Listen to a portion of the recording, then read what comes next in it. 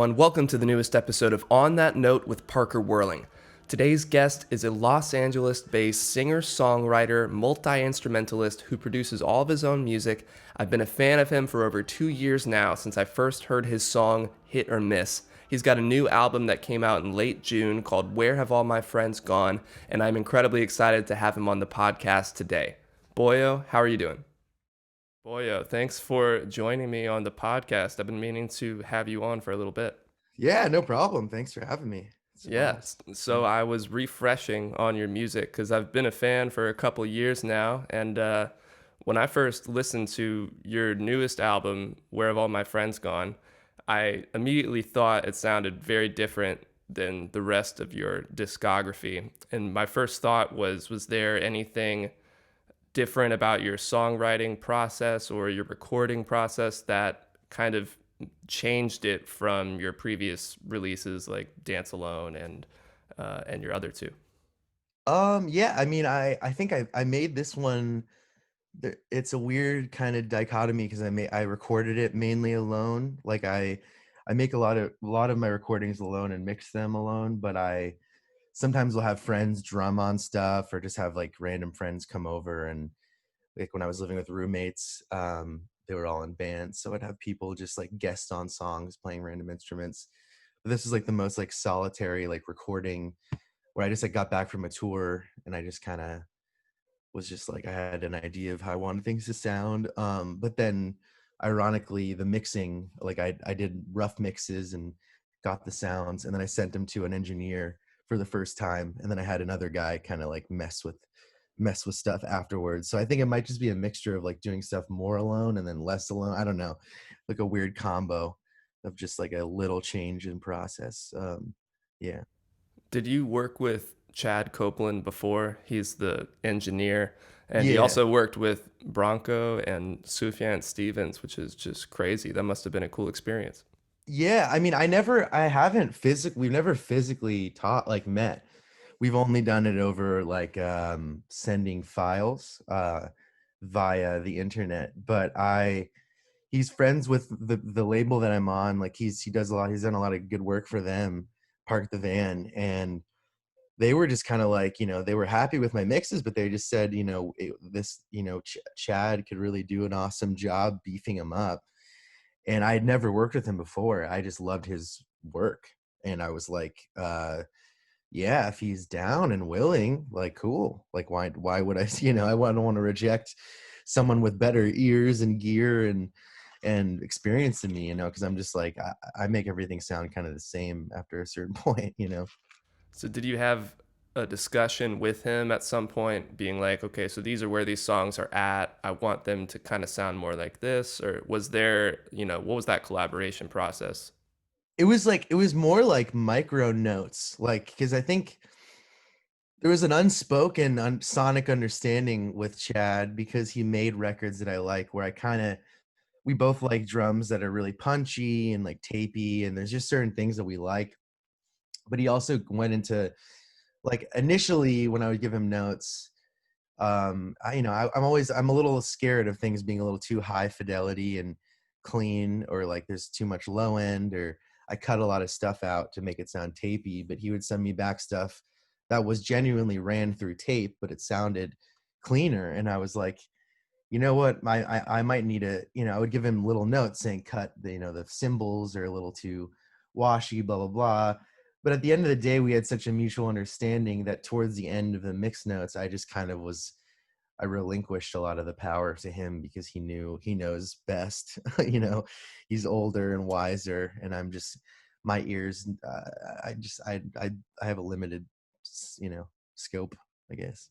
Was it kind of hard to like release those insecurities almost to someone else to figure out? Well, the cool thing is that a lot of engineers, when you send them stuff, stems, which are just like the individual, like for Pete, just for Pete, I mean, sure, but like just individual, like the tracks, raw, like guitar, drums, whatever. He was cool with me sending them with a little bit of dirt on them or like effects already on them. So it felt like I wasn't letting go. Like I wasn't just sending him raw files and then getting back a complete different picture. I was getting we were kind of working together and kind of rolling it, like pushing a thing up at the hill together a little bit.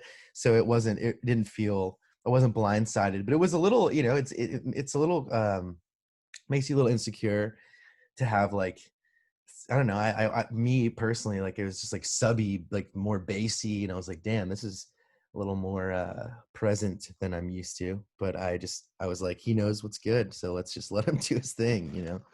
Yeah. When I was listening to it, I noticed some of the songs have real drums and some are drum machine, I'm pretty Right. sure. What makes you decide what works best with a drum machine and what works with drums? Well, I mean, on this record, it's a blend. So like most of the songs that you hear drum machine, there's usually real drums doing little fills in the background. A lot of this record, like it just depends on, I love like messing with drums. I take a lot of time with mixing drums. So like uh a lot of like some of the stuff on this record too that sounds like drum machine is like live drums that then I process really weird. So it just depends on the feeling. One of the inspiring conversations I had was with my friend Jesse, and we were listening to Jesse's the brother of my friend Gabe, who plays drums live in BOYO, and I was on tour, and we were staying with Jesse, and we were listening. I was listening to "From a Basement on the Hill" by Elliott Smith, and we were both. And Jesse was pointing out because we were listening to the vinyl, and I didn't have the record, and I never noticed that there was like two drum takes on most of the songs, and they were kind of like stereo, and they were a little off of each other. And I was like, that's kind of cool. There's like two drums always going. So I was trying to do that on this record where there's like kind of subtly there's two drums stereo kind of playing off each other, and they're a little bit off because I'm not a great drummer. I'm just kind of a jack off of all trades. Did you record all the drums yourself on Yeah, this yeah, yeah, record? yeah, yeah, yeah. That's awesome. Did you do that with your previous records too? I mean, I'd say like for the previous records, there's like 75% of the drums are me. But then like if you hear like a really dope drum part where you're like, that's crazy creative, it's probably not me. It's probably like my friend. Gotcha. Yeah. So, Backseat Driver is one of my favorite songs Thank on you. the new record. I wanted to ask you specifically about it. Was it written about a specific situation or a culmination of events? Because that song sounds like such a middle finger to people like telling you how to live your life and also discovering, who you are and what you want your own life to be like. Yeah, I love that. I mean, I love that takeaway from it. That's definitely the intended desired the desired feeling. Yeah, no, it's a lot of it too is just like when like I was coming back from like a long stretch of touring and a long stretch of just like I was just having like doctors and parents and people be like, all right, well, this is how to live, this is how to do things. And I wanted to kind of make like something that sounded serene but was a little bit angry, and like was just kind of like uh you know I'm young and I don't know what I'm doing, and I'm driving this car, so let me figure this shit out for a second. And I like that sentiment, just like because I was with yeah, I just remember being younger, and there's like people were always like, like this person's such a backseat driver, literally, like they're just always telling you. And I have a friend who's like that, who's just always like, hey man, can you like slow down a little bit? So it's like it just was funny. It just was not a funny little concept. You had doctors telling you how to live your life too. Right, So I was right, reading about you and didn't know that you were diagnosed with frontal lobe epilepsy a couple years ago. right. And I'm sure you've talked about it extensively, but I really wanted to ask how you feel like that diagnosis has influenced the way you write and the way you instrumentate songs. Do you feel like because of your unique perspective with living with this condition, do you think it gives you a unique perspective on the way you record your own music? I mean, yeah, it's strange that it's like the diagnosis is just kind of someone putting a stamp and going like, here's what this thing is, but it's something I've like lived with for a long time in terms of just like the weird. I didn't have like seizures. I would just have like weird, like subtle life stuff where I'd colors and shit, lights would change. It's just so weird. It was such a weird it's like putting a strange Instagram filter on moments, almost. It's bizarre. But yeah, it definitely affected how I record and just look at the world in general too, because it's just like uh I think the way I toured also before was like less sustainable, because it's like touring. I mean, I don't know how much it's like a known thing, but I don't know, touring, when you play venues, they give you more alcohol and they give you food, and you kind of don't sleep very much, and it's just not a very healthy lifestyle. And so afterwards, after kind of getting diagnosed and kind of having to check myself, and having played like like I played Coachella in my friend's band, I played South by Southwest like 2 years in a row, where I played like 10 sets in a day, a couple days. Like, it was just like a lot of crazy stuff, and my body couldn't take it anymore. So I had to it was more like retraining how to just be a person and do this lifestyle while not like passing out, And so, but recording is still very like isolated and solitary and peaceful. I think that is still the same. It's still just like me in my underpants, like stoned alone. Yeah, do you find solace in being in the studio and kind of creating something that's like coming out of your mind?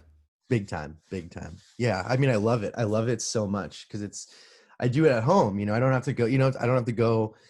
We're so lucky, this generation, because it's crazy to think. Like, I mean, when I was a little kid, I had my mom's.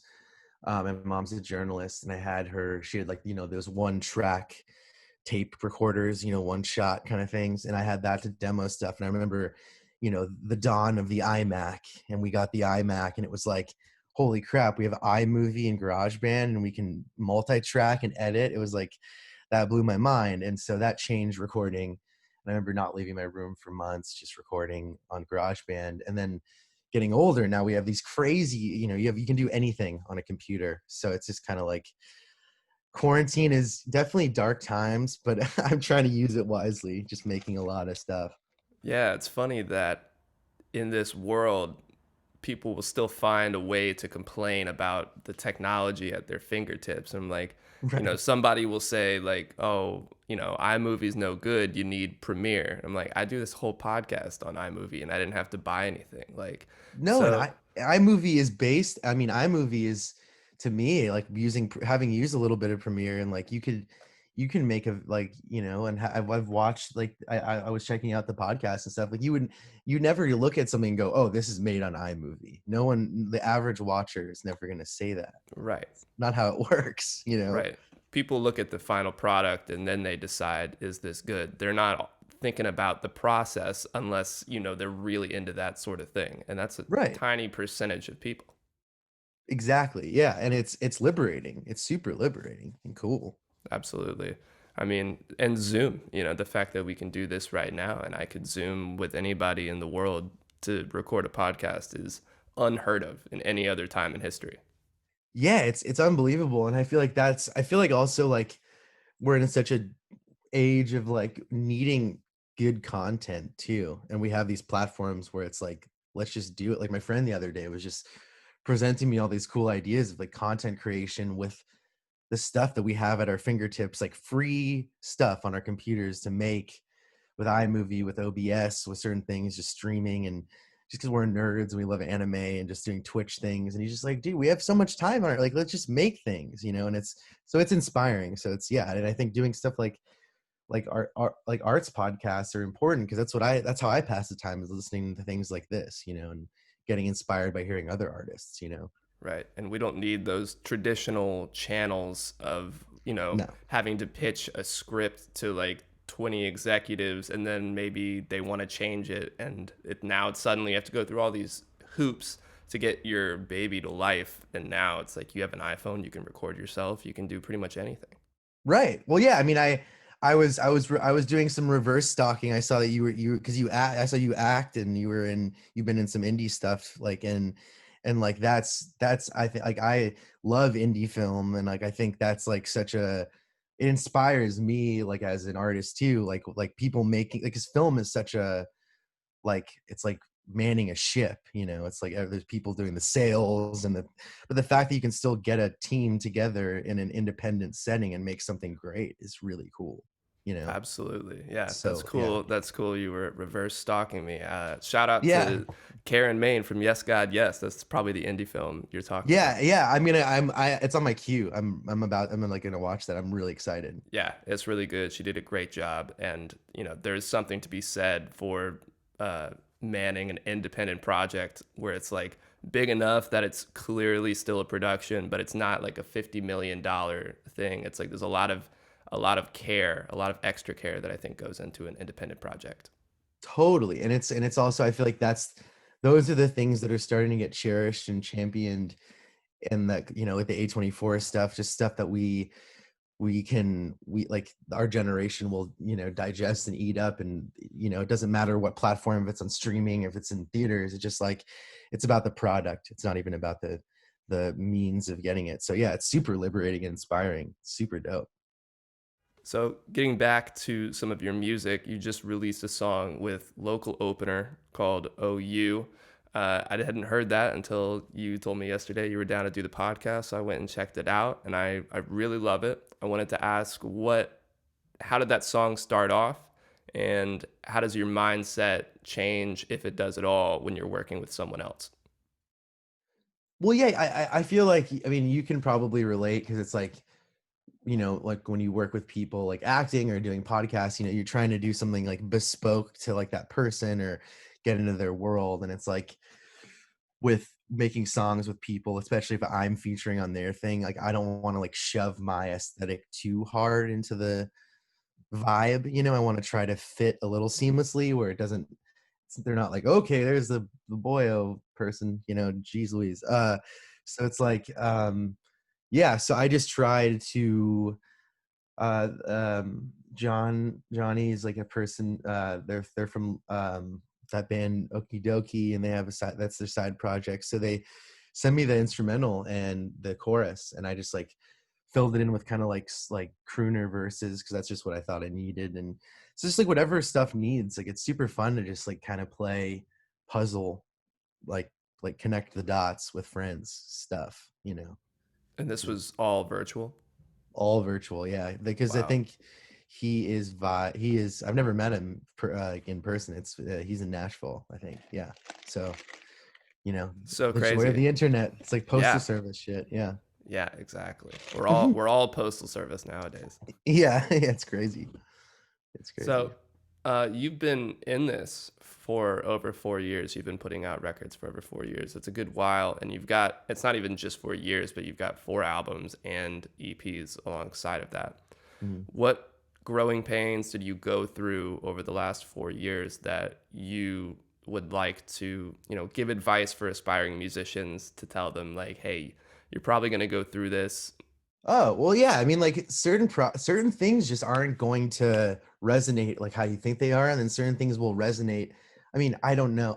It's different for everybody, but like I had my first record, like ended up connecting with people and helped me tour and gave me a lot of opportunities. And my second record, like pardon me, like was kind of uh like it became culty, and like now people like it, and it does well at like my merch booth. But like for the time it came out, it didn't do what we thought it would do. And then all of a sudden, Dance Alone, the third record, like had all these songs that now still sustain me. So it's just weird. You never know what is going to resonate with people. So just make things, and just make things you like, and make things that will resonate with you. And what happens happens, I think. Because like Hit or Miss, which is one of like my biggest probably song, it's like I made like as like a kind of like funky, like Flight of the Concords, like Beck kind of like joke fun song. And it was just going to be like an album cut, and then that ended up being the one. So I never know. You never fucking know. It's weird. It's funny, Yeah. when I first watched the Hit or Miss music video, I realized we have the exact same guitar. Oh yeah. So I wish I had that guitar. I love that Oh, guitar. are they That's the different? that's the director's guitar. No, it is the same guitar, but it's Okay. it's I was it's a beautiful guitar. But I borrowed that guitar for the Oh, video. nice, Love it. Yeah, nice. no, it's like they're so light and beautiful. It's a Yeah, Mustang. it is. Yeah, Fender Yeah. Mustang. I saw. I was like, oh shit, that's the exact same guitar. Yeah, it's it's beautiful, dude. I love. Yeah, so many people are like, why don't you have the hit or miss guitar?" I'm like, it's not mine. The hit or miss It's guitar, I not love mine. it. I have this like shitty Paisley Strat, but yeah, yeah, it's just weird. You never know. So just make stuff you like, and hopefully something will resonate. And if not, fucking just make stuff. It's about making stuff you like. I think is the end of the day. Yeah, that's key, making stuff you like because you're the gonna be the common denominator. You're gonna be the one that's listening to it constantly, so you better like it. And Yeah. I think what you said about, your first album, you made some connections, second one became a cult thing. I'm sure Hit or Miss was such a big moment for you, but that's years after you started. So it Yeah. requires a lot of patience and taking the little wins along the way because you're not just gonna blow up overnight. No, I've never had the blow up overnight thing, but I've had little like I've had random songs where like I've woken up and I've been like, holy shit, that got a lot of play. I don't know why that got played. Like Dogma from this record, for some reason, like caught into some YouTube algorithm, that video. Like weird things will just catch on and catch into something and get more traction than others. And so I just try not to put any stock into it anymore. And just like when something does well, I'm like, cool, awesome, heck yeah, let's keep going. um and yeah, and so it just inspire it just makes you want to like continue the perpetual motion machine of creativity. Right. So I do have to ask about Jason Alexander and how you Oh got yeah. him in the Addicts music video. That was so funny, dude. How did you guys get connected?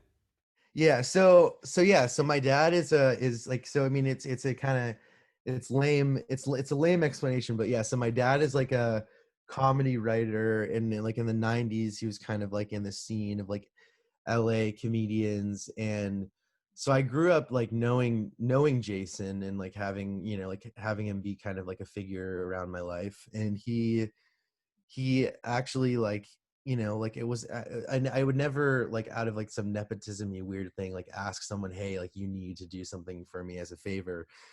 But he genuinely like heard my music, and like out of like through my, like, I don't know, just like through being like, yeah, like Rob's been just making shit and touring. And he hadn't checked in on what I had been doing in a long time through my dad. And then he, like, I guess listened to it on his own volition. And he directs stuff and does cool stuff. And he was like, oh, like I want to do a video, like that'd be cool to do a video or do something. And I was like, I thought about it and I was like, yeah, let's do it, but it's gonna look too weird and fishy, because it's like I'm just some like kind of like some like C-level D indie artist, what's like with like George Costanza. So it's like I was like, let me get back to you and with like an idea that's good, funny and weird. And so I got together with my friend Nathan, and we like hashed out that weird like behind the music thing. And I was like, I hope he likes it and is not like offended by it or whatever. And I told him, and he was like, that's fucking awesome. And he was so down too. Like we did the video, and he just like was like helping direct me and helping, like, because I'm not an actor, I'm not good at it. Like I shaved like a receding hairline in my head, and it was just like we went crazy with that video. And we did it, we super minimal budget. It was like everything we did, every video we've done, we make look super high budget with no money. And yeah, it was just super fun. And it was like, he was just so gracious and just was like, he just likes like doing weird things. He's just a cool dude, you know? Yeah, he seems like a totally cool dude, and it definitely looked like a bigger production, at least compared to some of your other videos. It was like, oh my god, like this must have taken a good while. But Dude, it was like probably took 2 days to shoot, or a wow, day. Like, because I also, I had to go during the day we shot like our scenes together and him, because we only had him for a day, because I didn't want to be like, yo, you're gonna, I was just like, just do a day and it'll be fun. And we planned it. And I had to go to San Diego to play a show that night. So I only had like an hour or two to do my scenes with him. And then I was like, are you chill? Just like kicking it with like my friends and like, and doing like scenes without me here as a buffer. And he's like, I don't give a shit. And so like I left, and he just kicked it with my friends and did the rest of it. So it was really like just really cool, and he was really proud of it. And yeah, so it ended up being a really bizarre video. Yeah. dude, that's awesome. I love the way it turned out. I loved the boys on the corner. That was Yeah. one of the funniest parodies I've seen. I think you need to bring back that look, honestly. That look, yeah, we have some leftover like merch from that shoot. We have to make some more merch. Yeah, It'd be like super funny. vintage BOYO merch, only sell it on some tours. Yeah, and it has because my friend Nathan's the guy who directs those videos. He's like his main job is he does like set design on like bigger videos. So that's how he makes them look so cool. Is he just DIY set designs everything and makes things look so legit and make builds worlds, you know. And so yeah, I'm just lucky. I just know talented people, and I'm spoiled because I also live in freaking LA, and I'm like, and I brush shoulders with, you know, really really wonderful talented people that are just like game to be like, let's make weird shit, and I'm like, cool, let's do it. Nothing wrong with that. No. All right, man. I'm gonna take us over to the last five. I'm just gonna ask you five questions, and then we'll get Cool. you out of here. Beautiful. All right. Number one. What's on your musical rotation right now? I would say, I mean, I could literally just look at it because Yeah, pull it up. it's tough. This rapper, his name's Conway the Machine. Hmm. He's like, he's part of that like Griselda like group of like, they're like this kind of modern, throwback to like 90s, like almost East Coast sounding hip hop. I went back and I was listening to Sleigh Bells because I haven't listened to Sleigh Bells in years. You know them, like I've heard of them, but I actually have never checked they were them that out. they were just super blown out like indie rock with like, but with like just like metal guitar. I can't explain it. And like a Hmm. girl like singing angelically over metal guitars. It's crazy. The new Idols record, Ultra Mono. Yeah, is it good? Super cool, super good. And yeah, new Nas record, and a bunch of MF Doom. Big into hip hop. Yeah, yeah, MF Doom, listening to JPEG Mafia, and yeah, that's about it. I love JPEG Mafia, man. He's, I Oh think, yeah, one of the most interesting beat makers right now. I think, yeah, I saw him. One of the best shows I've seen in the last 3 years for Oh, sure. you saw him live. That's crazy. It was transcendent. It was insane. He was just like, because he doesn't even have a DJ. He just presses space bar He and goes crazy on then stage. just screams, and then the song ends and he's like, wait, and he goes to his computer and presses stop. It's like the coolest thing I've ever seen in my life. Yeah, he's so interesting. Like, I mean, I don't know if you saw any of his like meetings with there's like JPEG Mafia disappoints Yeah, whoever. Yeah, I thought that was such a great idea, and it was so cool to see him like mingling with people you would have never expected, like Jeff Tweedy from yeah, Wilco. like the hit bar things. Yeah, those. Yeah, Yeah, yep. It's so, yeah, because he also is just a nerd. He's just a nerd. He's a super fan nerd of like music and culture, and I love it. You know, it's just, yeah. So I'm just, yeah, we're lucky to have a JPEG Mafia around in very music. true. It was getting boring. All right, question number two. Who's your dream artist or producer to work with? um, Changes all the time. But probably this fellow named Sean Everett, who Did he uh do what's it called? Sound and color? yep, I yep, was yep, yep. talking about it with my last guest, Rugen, about that. He said Sean Everett's the man. Yeah, there you go. Yeah, so Sean Everett, I have my friend Thomas like grew up with him and is like best friends with him, and so I've like almost met Sean Everett. I've gotten so close, but he's because I just want to, even if I don't work with him, I just want to ask him about like how he compresses and saturates shit. Hmm. And he mixed like the newest Grizzly Bear stuff. Every record he mixes, I know when it's him because it's just, there's a sound, and it just, yeah, he's a genius. I don't know, he's just like an alien. He's crazy. The sound and color is so ethereal sounding, and so is the newest Grizzly Bear record. I didn't know he did that one. Yeah, yeah, yeah, they're both crazy, and the Blake Mills stuff is crazy. And yeah, he is just him, or this guy who he very much took from this guy Chad Blake, who's an engineer too. Both of them are just incredible, like genius engineers. Like, just, I don't even know. Yeah. Awesome. Well, number three, who is an unexpected influence for you? Oh, I mean, I have so many. Like, I mean, I would say like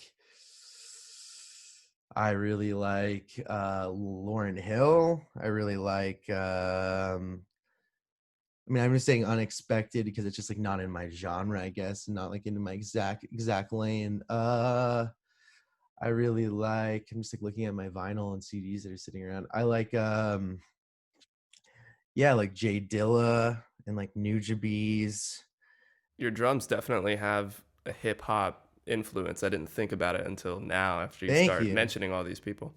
Yeah. Oh, I love hip hop is what I grew up on, like DJ Shadow and yeah, and just like 90s like DJ Premier, like all those 90s beats and like Wu-Tang, like RZA, like Wu-Tang Clan was like huge in my childhood. Like I just like I could like if you played a Wu-Tang record for me as a little kid, I could tell you like which one was every member rapping, like when they would come on the mic.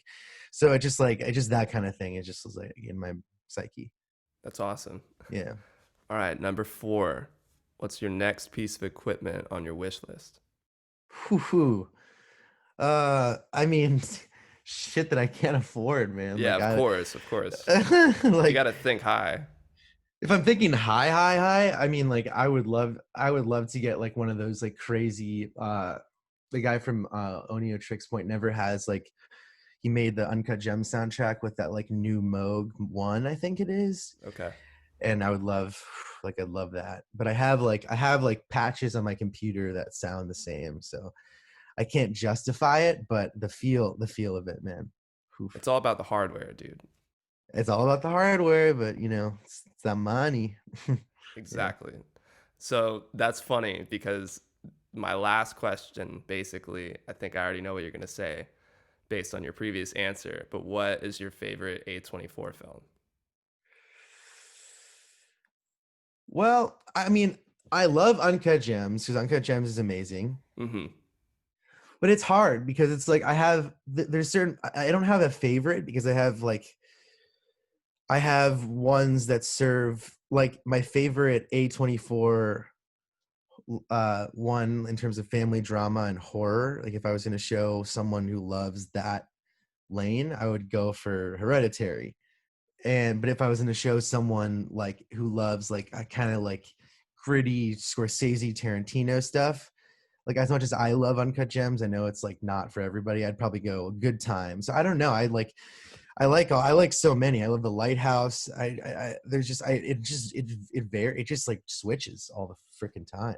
Yeah, it blew my mind when I was writing this question. I was like, well, I should think about what my favorite one is, and I looked it If up. I turn that back on you, what would you say? Well, see, I'm glad I looked it up because I was like, I can't remember which ones they did, but I know that there's a handful I love, and Moonlight probably is the one Oh, that. I always forget that the moon.